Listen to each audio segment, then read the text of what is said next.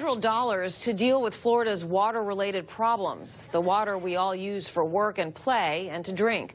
Members of the Congressional House Subcommittee of Water Resources and Environment met in Miami to talk about a bill that addresses those issues.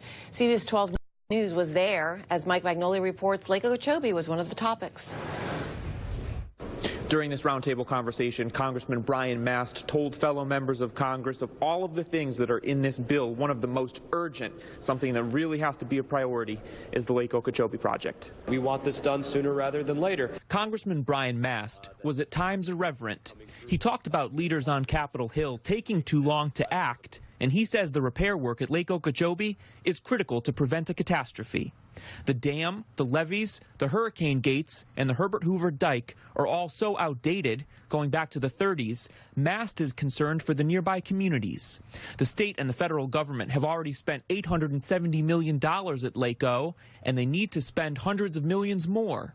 The bill from this subcommittee will specify how much the feds pitch in. This is something that we have been an incredibly squeaky wheel on. We are making all the noise that we can about it. While this meeting was going on, Governor Scott and President Trump were tweeting about Lake O. The president instructed the director of the Office of Management and Budget to put a rush on the project. Congressman Mast calls that lighting a fire under it. I think the fact that we are having this conversation here today tells just how much of a firecracker has been lit. And one of the things that Congressman Mast says he's encouraged by is the change of date. Now, initially, they were talking about having the Lake O project done by 2025. That's been changed to 2022.